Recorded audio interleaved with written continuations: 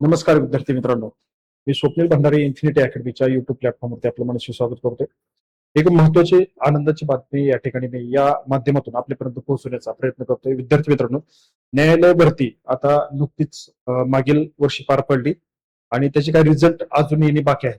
परंतु आता जे पावसाळी अधिवेशन चालू आहे किंवा मुख्यमंत्र्यांच्या या ठिकाणी विचारलेल्या प्रश्नाला उत्तर देत असताना त्यांनी काय सांगितलं की न्यायालय भरती संदर्भात त्यांनी ज्या काही गोष्टी सांगितल्या त्या आधारावरती आपल्याला एक अंदाज असा समजतोय की येणारी न्यायालयीन भरती ही सुद्धा देखील खूप मोठ्या पदांची रिक्त पदभरती असू शकते आणि त्या माध्यमातून आपल्या स्पर्धा परीक्षा करत असलेल्या विद्यार्थ्यांसाठी एक रोजगार चांगल्या पद्धतीचा उपलब्ध होऊ शकतो. तर या संदर्भात हा व्हिडिओ आहे विद्यार्थी मित्रांनो, त्याबद्दल आपण थोडक्यात माहिती पाहणार आहोत.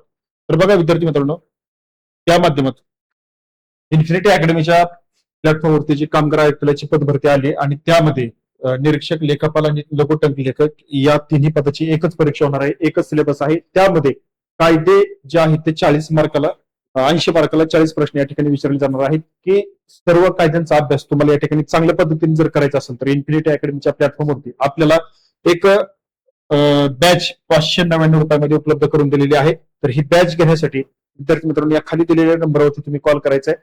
हजारो विद्यार्थ्यांनी या ठिकाणी ऍडमिशन घेतलेलं आहे आणि चांगल्या ट्रिकच्या माध्यमातून तुम्हाला जर कायदे शिकायचे असतील तर या प्लॅटफॉर्मला तुम्ही जॉईन व्हा आणि चांगल्या पद्धतीने अभ्यास या ठिकाणी तुमचा पुढे घेऊन जा. आपण पाहतोय न्यायालय भरती संदर्भात मुख्यमंत्री यांनी काय सांगितलेलं आहे. तर बघा या ठिकाणी सगळ्यात महत्वाच्या दोन गोष्टी आहेत की नवीन न्यायालय या ठिकाणी चालू करण्याचा मानस या ठिकाणी राज्य सरकारचा आपल्याला पाहायला मिळतो आणि त्या माध्यमातून नवीन ठिकाणी जर नवीन काही जर सुरू होत असेल तर ते माणसांशिवाय म्हणजे रोजगाराशिवाय किंवा त्या एम्प्लॉय शिवाय त्या ठिकाणी काही होऊ शकत नाही. तो कोणताही रोजगार असू द्या तर त्या ठिकाणी आपल्याला ही संधी उपलब्ध होते. न्यायालयातील रिक्त पदे तातडीने भरणार या हेडलाईन आपल्याला ही न्यूज या ठिकाणी पाहायला भेटते आणि हायकोर्टाच्या न्यायमूर्तींशी चर्चा करणार असं पण या ठिकाणी मुख्यमंत्र्यांनी सांगितलेलं आहे. तर यामध्ये सगळ्यात महत्वाचं जे काही खटल्यांचा बोजा वाढतोय आणि दिवसेंदिवस याला रिझल्ट लागायला विलंब होतोय, प्रलंबित खटल्यांचा बोजा वाढतोय आणि न्यायाधीशांची रिक्त पदे ह्या नागरिकांना न्याय मिळण्यास होणारा विलंब या गंभीर प्रश्नावरती राज्य सरकारनं मोठं पाऊल उचललेलं या माध्यमातून आपल्याला पाहायला मिळत आहे. विधानसभेत या विषयावर उत्तर देताना श्री देवेंद्र फडणवीस मुख्यमंत्री महाराष्ट्र राज्य यांनी न्यायालयामधील रिक्त पदे तातडीने भरण्यासाठी उच्च न्यायालयाला मुख्य न्यायमूर्तींसोबत समन्वय साधला जाईल आणि त्यांच्याशी या ठिकाणी पुढील मुख्य न्यायाधीश आणि मुख्यमंत्री बैठकीत हा मुद्दा प्राधान्याने मांडला जाईल अशी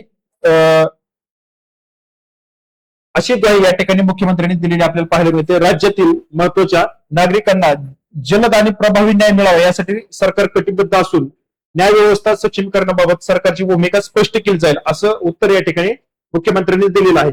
आता यामध्ये सगळ्यात महत्वाचं पोक्सो सह गंभीर गुन्ह्याच्या खटल्यात जलद निपटारा व्हावा यासाठी राज्यात 138 जलद गती न्यायालय स्थापन करण्यासाठी या ठिकाणी सरकार नियोजन करत असल्याचं या ठिकाणी आपल्याला पाहायला मिळते आणि गरजेनुसार न्यायालयांना मंजुरी दिली जाईल. म्हणजे पुण्यासह आता पुणे आणि कोल्हापूर या ठिकाणी एक नवीन खंडपीठ या ठिकाणी महाराष्ट्र राज्यामध्ये जसं की औरंगाबाद आणि नागपूरला आहे तसं पद्धतीने पुणे आणि कोल्हापूर या दोन्हीपैकी एक कन्फर्म करून अजून एक खंडपीठ तयार करण्याची प्रोसेस आपल्याला मागील खूप दिवसापासून चर्चेत आपल्याला या ठिकाणी पाहायला मिळते आणि म्हणूनच ही जी काय पुण्यासह विविध जिल्ह्यामध्ये न्यायालयांचा विस्तार करण्याची मागणी असल्याने मान्य करत फडणवीस म्हणाले की सत्र न्यायालय आणि अतिरिक्त जिल्हा न्यायालयाच्या स्थापनेबाबत उच्च न्यायालयाची समिती निर्णय घेते आणि ज्या भागात प्रकरणांची संख्या अधिक आहे त्या ठिकाणी अतिरिक्त न्यायालय सुरू करण्याचा निर्णय घेतला जातो. गेल्या 10-12 वर्षात राज्य सत्र न्यायालय, अतिरिक्त न्यायालय, जिल्हा न्यायालय याची संख्या देखील या ठिकाणी मोठ्या प्रमाणात वाढण्याचा किंवा त्याचा विस्तार करणार असल्याचा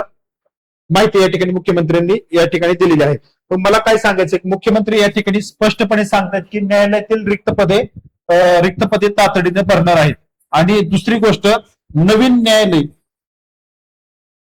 स्थापन करण्यासाठी राज्य सरकार पुढाकार घेते. तर त्या माध्यमातून रिक्त पदे आणि नवीन न्यायालय हे कुठेतरी आपल्याला जुळतं मिळतं सूत्र दिसतं आणि त्या माध्यमातून आपल्याला नवीन रोजगाराची उपलब्धता या ठिकाणी होईल.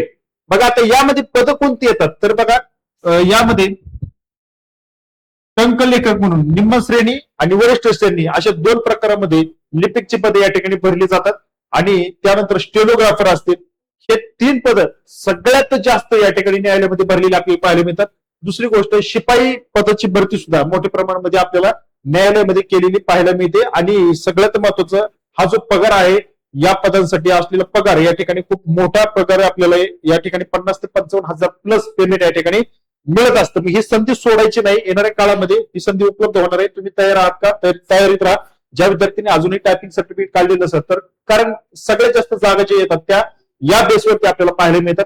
म्हणून विद्यार्थी मित्रांना विनंती की तुम्हाला जर अजून नवीन सुवर्ण संधी जर मिळवायची असतील तर टायपिंग करून घ्या, किंवा विविध जे काही कोर्सेस असतात तो कुठे ना कुठे आपल्याला उपयोग येतो. त्यातलाच हे टायपिंग सर्टिफिकेट 30-40 मराठी आणि इंग्रजी हे तुम्हाला यामध्ये सगळ्यात महत्वाचं उपयोगी पडणार आहे. तर बघा, विलंब न करता तुम्ही याची तयारी करा. जाहिरात येईल, कारण स्पष्टपणे मुख्यमंत्र्यांनी यामध्ये सांगितलं की तातडीनं पद भरण्यासाठी पुढाकार घेतला जाणार आहे. चला, अशा विविध अपडेटसाठी या चॅनलला फॉलो करा आणि सबस्क्राईब करा. या ठिकाणी थांबतो. भेटू पुढील अपडेटमध्ये. धन्यवाद.